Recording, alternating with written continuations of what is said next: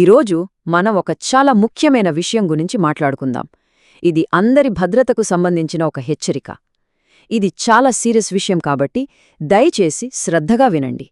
ఈ సమాచారం మనల్ని మన వాళ్లని కాపాడుకోవడానికి చాలా అవసరం. ఈ మాటల్ని అస్సలు తేలిక తీసుకోవద్దు. అమ్మాయిలు జాగ్రత్త, ఒక ఉచిత నమూనా మీ చివర తప్పిదం కావచ్చు. వినడానికే భయంగా ఉంది కదా. ఇది ప్రతి ఒక్కరూ, ముఖ్యంగా మహిళలు తెలుసుకోవాల్సిన ఒక కొత్త రకం ట్రాప్. ఈ మాటల విలుకున్న ప్రమాదమేంటో పూర్తిగా అర్థం చేసుకోవటం ఇప్పుడు చాలా ముఖ్యం. అసలు ఈ ట్రాప్ ఎలా పనిచేస్తుంది? చాలా సింపుల్గా, అమాయకంగా కనిపించే ఒక చిన్న ఆఫర్తో మొదలవుతుంది.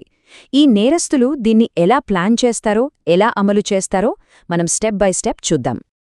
ఇది ఎక్కడైనా జరగొచ్చు. మనం రోజూ వెళ్లే పార్కుల్లో, షాపింగ్ మాల్స్ పార్కింగ్లో, లేదా రద్దీగా ఉండే మార్కెట్లలో, ఎక్కడైనా సరే ఈ నేరస్తులు మనలో కలిసిపోయి చాలా సాధారణంగా కనిపిస్తారు. అదే అసలు సమస్య. వీళ్ల పద్ధతిలో ఒక 4 సింపుల్ స్టెప్స్ ఉంటాయి, చూడండి. ఫస్ట్, పబ్లిక్ ప్లేస్ని సెలెక్ట్ చేసుకుంటారు. తర్వాత ఒక అపరిచితుడు మీ దగ్గరకొస్తాడు. మూడోది, ఏదో బ్రాండెడ్ పర్ఫ్యూమ్ని ఫ్రీగా ఇస్తామని లేదా పెద్ద డిస్కౌంట్కిస్తామని చెబుతారు. ఇక చివరిగా, ఇదే చాలా ముఖ్యం, ఒక్కసారి స్మెల్ చూడమని అడుగుతారు. ఇక్కడే ఉంది అసలు పాయింట్. ఒక్కసారి వాసన చూడండి మేడం అని చాలా మర్యాదగా అడుగుతారు. ఆ ఒక్క చిన్న పనితోనే అసలు ప్రమాదం మొదలవుతోందన్నమాట. అయితే ఆ బాటిల్లో నిజంగా ఉన్నది పర్ఫ్యూమేనా?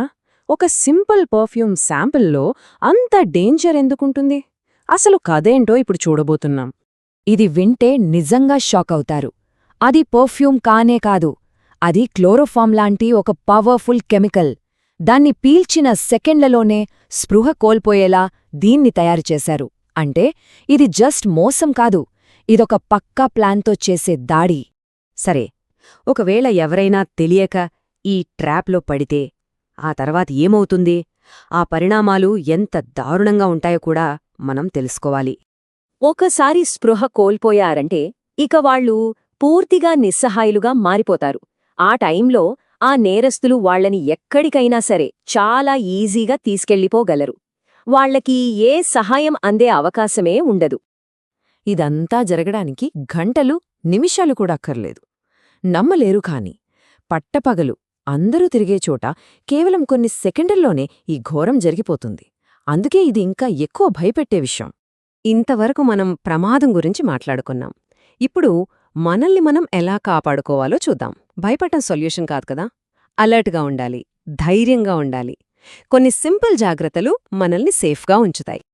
ఈ టిప్స్ చాలా సింపుల్, కానీ చాలా పవర్ఫుల్. గుర్తుపెట్టుకోండి, ఎవరైనా అపరిచితులు వచ్చి ఫ్రీగా ఏదైనా ఇస్తానంటే చాలా మర్యాదగా వద్దు, థ్యాంక్స్ అని చెప్పి ముందుకు వెళ్ళిపోండి.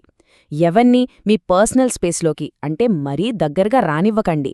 మీకే ఎందుకో తేడాగా అనిపిస్తే మీ గట్ ఫీలింగ్ని నమ్మండి. వెంటనే అక్కడ్నుంచి వెళ్ళిపోండి, లేదా దగ్గర్లో ఉన్న సెక్యూరిటీ వాళ్ళకి చెప్పండి. ఈ విషయం మనకు తెలిసింది కదా అని సైలెంట్గా ఉండకూడదు. ఇది అందరికీ తెలియజేయడం మన బాధ్యత. ఒక్క విషయం గుర్తుంచుకోండి, మీరు చేసే ఒక్క షేర్ ఒకరి ప్రాణాన్ని కాపాడొచ్చు. దయచేసి ఈ మెసేజ్ని మీ ఫ్రెండ్స్కి, మీ ఫ్యామిలీ మెంబర్స్కి అందరికీ పంపించి వాళ్లని కూడా అలర్ట్ చేద్దాం. చివరిగా ఈ ప్రశ్న మనందరికీ, మనకోసం మనం వేసుకోవాల్సిన ప్రశ్న. మన సమాజాన్ని సురక్షితంగా ఉంచడానికి, మన చుట్టూ ఉన్న వాళ్లని కాపాడటానికి మన వంతుగా మనమేం చెయ్యగలం? దీని గురించి ఆలోచించండి. ఎందుకంటే భద్రత అనేది ఒకరి బాధ్యత కాదు, మనందరి ఉమ్మడి బాధ్యత.